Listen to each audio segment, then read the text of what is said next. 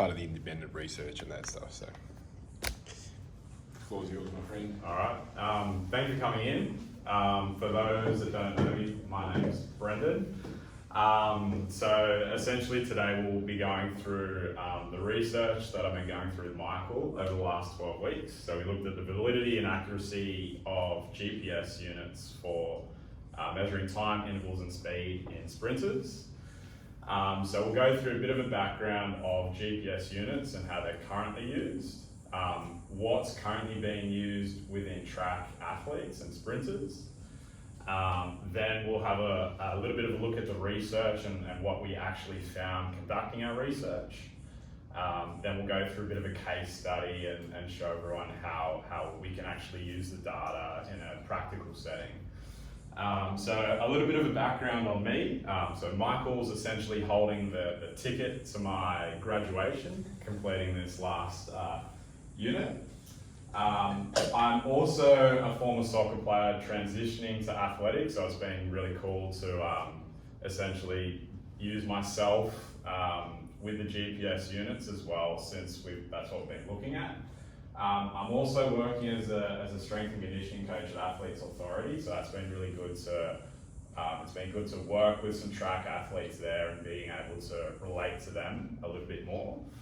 And I also work as a head of youth high performance at Northwest Sydney Football Club, and we actually have GPS units there. So it's been cool to utilise the units in a different setting aside from soccer that I've been using the last sort of 3 years. So a little bit of a background on GPS units. Essentially they're used to quantify movement within mainly team sport athletes over the last sort of 20 years or so. So we can start to look at things like distance covered, sprint distance, meters per minute, explosive actions, things like that. So essentially we're assessing a team's physical performance out on the field. They also enable us to monitor training load so that we can make sure there's no sort of peaks or troughs in training load and essentially utilize it as a way to potentially prevent some injuries there. But most importantly, I think we can utilize it to give athletes feedback in terms of how well they're performing physically. So what's currently used in athletics? If you go down to the park, generally the first thing you'll see a track coach using is a stopwatch. And these are great, like very cheap, very time efficient, but they're going to be extremely limited with the amount of accuracy that they hold. If I'm telling my athlete to run 100 meters, I either need to stand next to them or at the opposite end. And there's going to be quite a large discrepancy with the accuracy in terms of if I'm 100 meters away and they cross the finish line, I'm probably not going to be stopping that stopwatch as well as I could. Moving on to a little bit more advanced settings and sort of more institute type scenarios, we can then start to look at things like laser timing gates.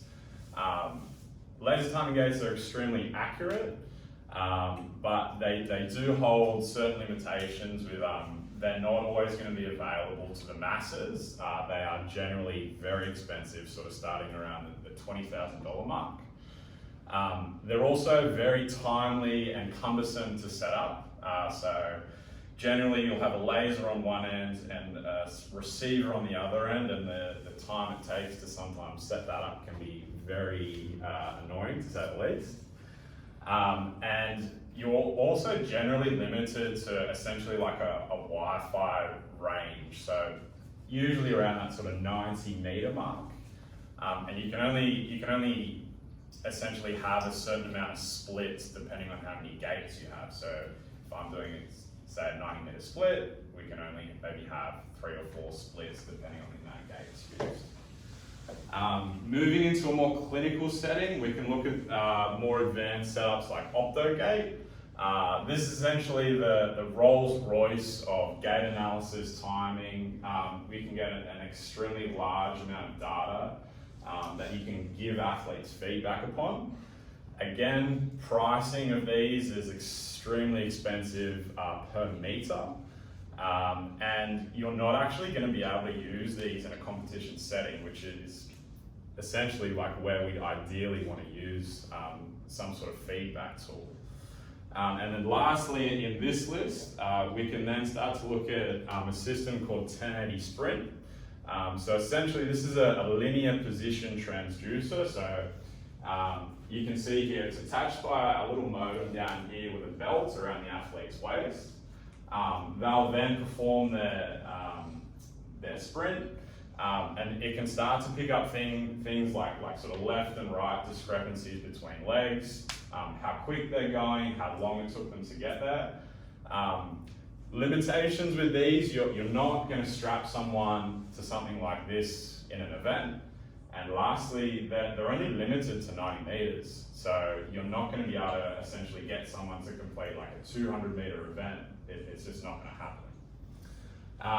So looking at these, you might be wondering why GPS hasn't been used in athletics. So over the last few years, technological advancements have helped us improve the accuracy of GPS units. So when the GPS units first came out, they sort of started around that 1 hertz range, where essentially you're only getting 1 data point every second that the unit is turned on. These days, and more available to the masses, we can start to look at 10 hertz units, and I've seen even higher ones. So essentially, we're able to get 10 data points per second that the unit is on.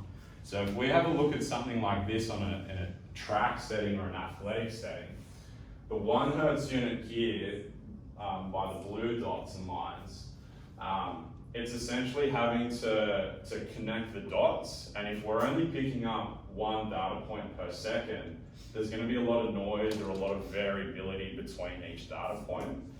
Whereas if we have a look at the 10 hertz units, there's going to be a lot less variability between each data point, so we can actually see what's happening between those 2 points in comparison to the 1 hertz.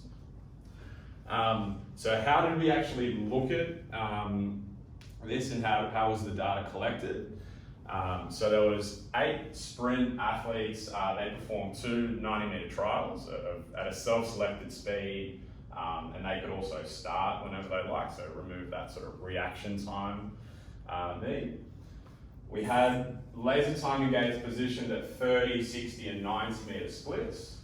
And we also filmed each repetition from the 45-meter mark, so we could actually start to look at some step count analysis. And what we actually found was over the 90-meter trials, the units weren't actually reliable sources of timing. If we have a look and compare the timing gates to the GPS units, there was about a 0.34 difference, which is that's a greater margin than the 2016 100-meter Olympic final. It's quite a bit. But what we did find is when we utilized the split timing data, it provided much more reliable results. So if we have a little bit more of a zoom in and look at our 30 to 60 meter trials and our 60 to 90 meter trials, we can see there's only a 0.01 difference and a 0.03 difference, which is, it's extremely close. It's just about bang on. But then we can see there's something happening in that first 0 to 30, and we can see that 0.3 difference tends to relate back to that 0.34 that we found looking at the 90-meter trial in total. So there's something funny going on there.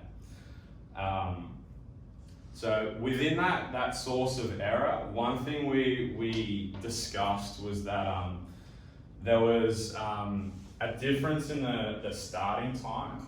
So within the laser timing gates, essentially the trailing leg, the laser timing gate is going to start as my trailing leg leaves that laser timing gate the laser as a bit of a trigger to start the timing. Whereas when we look at the GPS sitting on the upper thoracic, that's looking at or it's searching for that first displacement of the torso actually moving forward. So how that relates is if my trailing legs left, my torso may not have actually had any sort of movement going forward. So there may have been some sort of lag there. Moving on to our step count analysis, we found that our step counts were out by about a step. We want this to be pretty much bang on because similar to the example I mentioned before, we need those steps to be exactly the same because that can be the difference between winning and losing in an event like 100 meters. There could have been some analytical errors because we did count these steps manually through the filming that we produced. Ways that we could improve the step count tracking we discussed were the potential for waist mounted units rather than the units that we used or the data was collected by units on the thoracic spine. So the reason for that is if we've got a unit on the sacrum on a waist belt, there's going to be a lot more essentially attenuation of forces. So there's not going to be as much movement happening at the thoracic spine in comparison to a waist mounted unit at the sacrum. There's going to be more forces applied around the hips and around that area that it might start to pick up essentially more steps or more accurate tracing of steps, which can then lead to more accurate tracing of step length and frequency, as we know is essentially our key indicators for how quick someone is. Then we can start to look at the potential for things like flight time and ground contact time, so how quickly someone's getting off the ground. We also, if we were to run this subject again properly, this study again, there were limited numbers, so there may be potential for larger numbers if the research was conducted again. Hopefully, as technology starts to improve also and relating to the waist-mounted units, that instantaneous start registration might start to become more accurate. And then lastly, to a little bit more specific to an athletic setting, the only straight line running was considered. There was no sort of validation of timing and step count within curved running, which might start to create some more variables. So a little bit more specific to real world and how we can actually utilize data. We brought up a case study. So this was a 200 meter event, and this is a really broad snapshot of how the data can start to get used. So we can look at things like top speed, we can compare the GPS time with the official times, and then we can start to look at total step counts throughout the event. Having a little bit more of a magnified look, we can start to see this particular athlete, if we're purely zooming in on this graph. Some feedback that you could give him is that he was sort of peaking his speed around that 80 meter mark, but you can start to see there's a considerable drop in his velocity or his ability to maintain his turnover and his speed throughout the race. So a basic example of some feedback that we can give him is that he might benefit from essentially starting off slower in order to finish stronger, as a basic example. From here, we can also start to really break down and get a snapshot of how quickly he's doing splits from a timing perspective. And then again, we can break down and see how those split times can compare to his split steps and see if there's a correlation there, if he's starting to rely on his stride length or he's able to maintain his stride frequency to maintain his velocity. So some take-home messages from the research that we went through is that the GPS units can be used to create some really accurate split timing data. Event profiles can then be created to essentially provide athletes with hidden data that they're not going to be able to get purely by just running the race. There's so many more variables that we can start to look at. As accelerometer the technology improves, hopefully that start registration can improve as well. And step tracing may improve by utilising those weights mounted vests that we discussed before. Thank you.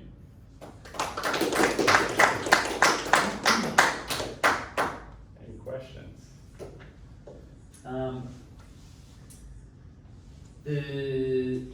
I'll suggest, because you're measuring time. Yep. Try measuring distance. So you know the distance of the gates exactly. That Yep. doesn't change, but the distance of the GPS. And so, yeah, obviously there's something going on right at that first split second. And if you measure the gates to the exact millimetre and then look at the GPS and see where the distance is different from where you're tracking, then you might be able to pinpoint exactly where that discrepancy is. Yeah, okay. I think you're exactly right. The way the two align, aligning data is really difficult when they're coming from two different instruments. Yeah. And so if you get that, if you nail that to literally to the millisecond, Yeah. then you're on your way. Okay. Yeah, I actually didn't think it'd come anywhere close. Again, I didn't think GPS was that accurate, even at 10 hertz. I mean, you still have that inherent error in GPS, but that looks pretty good. Yeah. And just to build on the back of that, I think you found that the greatest error or the greatest discrepancy in that first 30 metres in the acceleration phase. Yeah. Perhaps you might be able to correct me if I'm wrong, but the direct measure for GPS is velocity, is that right? And then they integrate that to get distance, and they derive it to get acceleration. Is that right? But direct measure is just the location, but then from that they get velocity, and from that they get and acceleration has always been one of their weak points. Yeah. And so, but that sort of led me to a question: was that discrepancy consistent? Was it the same each time? Yeah, it was. It was always slower. Would be the biggest one. It would have been about the same, very roughly, just on the top of my head. Yeah. Because if you've got an error, but it's a consistent error, and Yeah. you can start to account for that. Yeah. Then, as a coaching tool, it becomes fine to Yeah. use to a degree, because you can plug them in, you know what the results mean, and it's not going to change from one day to the next. Okay. Then that allows it to be used. But then if you're talking about a competition setting where you're trying to get the best, measure and accurate measure, then there's an issue there. Yeah. That's good. Cool. Question about sort of using it. Do Yeah. sprinters consciously count their steps? So say you could work with it. Like, I don't know much about sprint training at all, so I was just curious with giving them that sort of data. Can they take one on board, and do you consciously count that, or is that something that? I think, from my experience, I think the sprinters are worrying about so many other variables, like from a technical perspective. I think from coaching and also feeling it myself is that as you start to tire, it's not so much your stride length that drops off. Generally, you're able to maintain that. It's your stride frequency that drops off.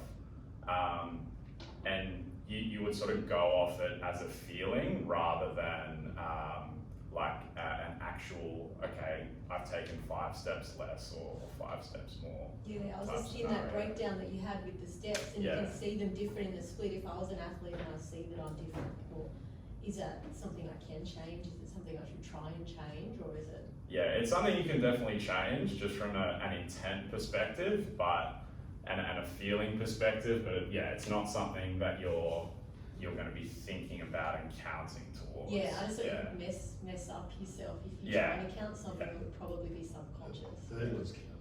Yeah, hurdles count. Yeah, exactly. strange cats. Thanks, Brad. That's okay. No, no questions. I liked it. Great. In those plots you showed, what are the dots? Are they the data points and then the red lines that the line of best fit? Is that what's going on there? This one? Yep. Yeah, that one might be a bit better. Yes, Okay. And that's velocity? correct. 'Cause, So, Yeah, it's a big spread. meters per second. yeah, okay. Because, data smoothing has always been a bit of a, from a biomet, looking at GPS data, that black box is owned by the company. Like, and it's something like this, you don't know what algorithm they're often using for that. And so that, using the data from a research perspective often limits it, but in this application it's fine. But yeah, just wanted to make sure that's what that was. Yeah, cool. Cool, well done. It's good. I think for what you were asking about the split stuff, go back to I'll go next slide. It's the next one.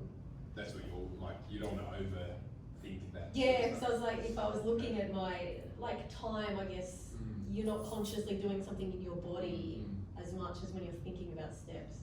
And I would imagine if you're also thinking about all those other things, like you said, that like, you could mess yourself up. So the reason Brendan was talking about having it on the waist to get those step counts is because if you know how many steps you've taken and what distance you have, you can start getting average. So my step length for that split was this. So I think for me anyway as a coach, I would be using it more for that. Yeah. But even like Brendan was saying, usually it's your step frequency that your central nervous system stops firing. Just quick enough. don't go. Yeah. And it's something potentially that could be used as a training tool where you start running to a metronome. Yeah, that was what I was thinking. So there's some socks that we're looking at testing out, to be honest. But socks with vibrators in them. Yeah, one of my students did that you had to do it as a Yeah, research yeah. thing, like 10 years ago. There you go. We didn't have the technology, it was like fine, this guy. There you go. Yeah, feedback socks. Feedback socks, so you can He set the presented frequency. it. So it's being used in Parkinson's disease. Yeah, But I thought this would be interesting for the training. up the metronome. Yeah. Does the IAAF allow wearing a GPS in comp? I don't know. I haven't actually looked at that. They don't allow anything really. Because I know Sneak it in for there. Emma doing comp analysis, it's still very much gaffer tape on the track and using a camera to get the time. And that's about as accurate as they can get. So Which is a bit silly when if they're not allowing GPS, it's not advantageous in terms of weight. It's like you're putting more weight on an athlete. And you're not getting anything from it as you're. No, not that you're doing it where you go with real quick with your analysis. there's also that issue that neither of those locations are on the centre of mass, which is obviously what you're trying to move down the track. So and that's where you reduce the error in the accelerometer. Cool. My stuff, Brenda. Sweet. Done. Thanks everyone. No worries. Thank you. Thank you.